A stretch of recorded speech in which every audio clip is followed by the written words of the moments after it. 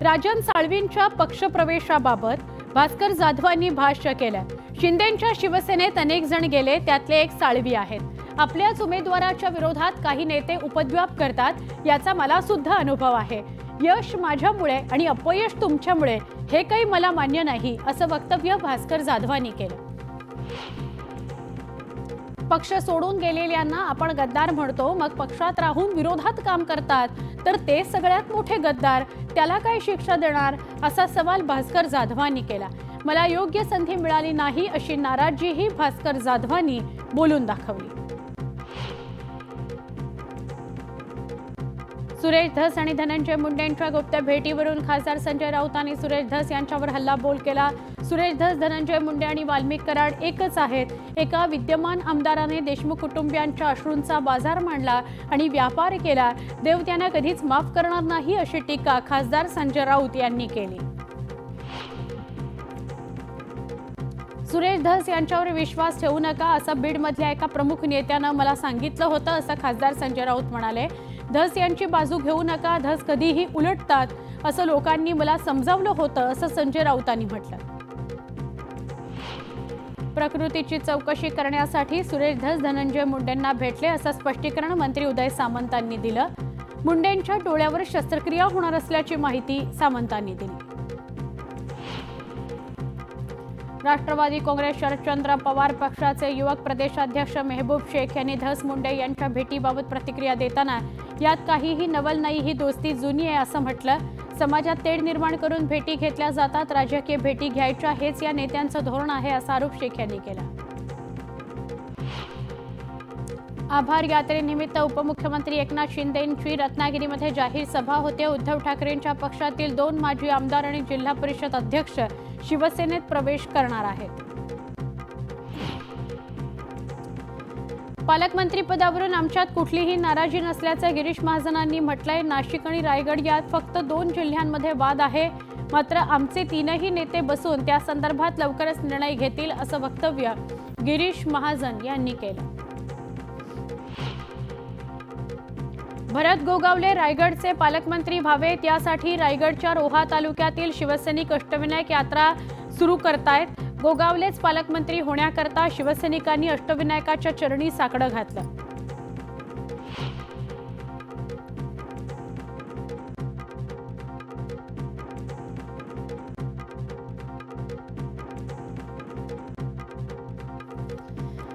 मुंबई मनपाची निवडणूक भाजपच जिंकणार, त्यानंतर ठाकरे गटात दोघंच बापलेक राहतील, अशी टीका रावसाहेब दानवे यांनी केली।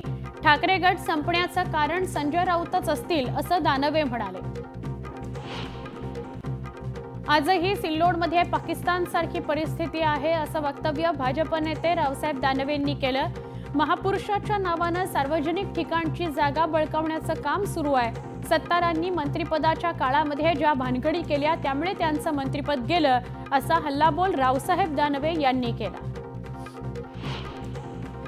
नितेश राणे यांनी निधी वाटपावरून केलेल्या विधानानंतर राणेंच्या विरोधात पुण्यातील कोथरूड परिसरात बॅनर लागले। सत्तेचा माज बरा नव्हे मंत्री साहेब, अशा शब्दात नितेश राणेंवर टीका करण्यात आली।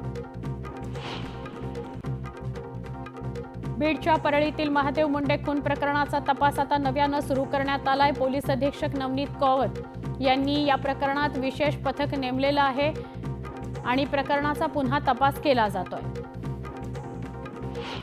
सुप्रीम कोर्टातील स्थानिक स्वराज्य संस्थांच्या निवडणुकीची सुनावणी निकाली लागणार आहे। येत्या 25 फेब्रुवारीला कोर्ट निकाल देणार आहे, असं समजतंय। सध्या सगळ्याच राजकीय पक्ष संघटनात्मक मोर्चे बांधणी करताना दिसतायत। महाराष्ट्र सरकारने राज्यातील सगळ्या आयुक्तालयांमध्ये लवकरात लवकर नवीन फौजदारी कायदे लागू करावेत, असे निर्देश केंद्रीय गृहमंत्री अमित शहा यांनी दिले। त्यावर हे कायदे लागू करण्याकरता आम्ही वेगानं काम करू, असं फडणवीसांनी सांगितलं। राज्याचे कृषी मंत्री माणिकराव कोकाटे यांनी केलेल्या शेतकऱ्यांसंदर्भातील विधानानंतर शिवसेनेच्या नेत्या जयश्री शेळके यांनी तीव्र शब्दात कृषी मंत्र्यांचा निषेध केला। शेतकरी नेते रविकांत तुपकर यांनी देखील कोकाटे यांच्या विधानाचा समाचार घेतला। मुख्य निवडणूक आयुक्त राजीव कुमार 18 फेब्रुवारीला निवृत्त होत आहेत, त्यामुळे पंतप्रधान नरेंद्र मोदी यांच्या अध्यक्षतेखाली निवड समिती पुढील आठवड्याच्या सुरुवातीला निवडणूक मुख्य आयुक्तांच्या नियुक्तीकरता बैठक घेण्याची शक्यता आहे. वर्ध्यात नगरपालिकेच्या घंटागाडी चालकांनी थकीत वेतनाच्या मागणीकरता आंदोलन केलं, त्यामुळे 3 दिवसात शहरातील चौकात मोठ्या प्रमाणात घाणीचं साम्राज्य पसरलं. परिणामी सर्वत्र दुर्गंधी झालेली आहे. अनेक दिवसांपासून रखडलेल्या शिवाजीनगर रेल्वे भुयारी मार्गाचं पालकमंत्री संजय शिरसाट यांच्या हस्ते लोकार्पण करण्यात आलं. गेल्या 3 वर्षांपासून भुयारी मार्गाचं काम सुरू होतं. इंदापूरच्या पश्चिम भागात फेब्रुवारी महिन्यातच मोठ्या प्रमाणात नदीपात्रात पाणीसाठा संपुष्टात आलाय. पुढील 3 ते 4 महिने शेती आणि जनावरांच्या पिण्याच्या पाण्याचा प्रश्न निर्माण होणार असल्यानं शेतकऱ्यांनी चिंता व्यक्त केली आहे. महादेव मुंडे हत्या प्रकरणाचा तपास नव्यानं सुरू करण्यात आलाय. बीडचे पोलीस अधीक्षक नवनीत कौर यांनी या प्रकरणी विशेष पथकाची नेमणूक केली आहे. विशेष पथकाकडून परळीत झाडाझडती घेण्यात आली.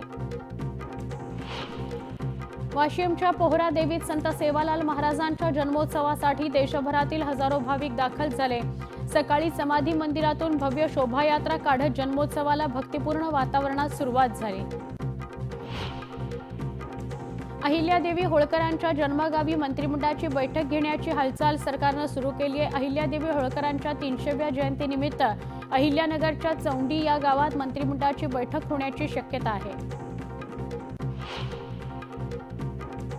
भिवंडीचे खासदार सुरेश म्हात्रे यांनी केंद्रीय गृहमंत्री अमित शहांची भेट घेतली. भिवंडीतल्या वाढत्या गुन्हेगारी संदर्भात त्यांनी अमित शहांना निवेदन दिलं.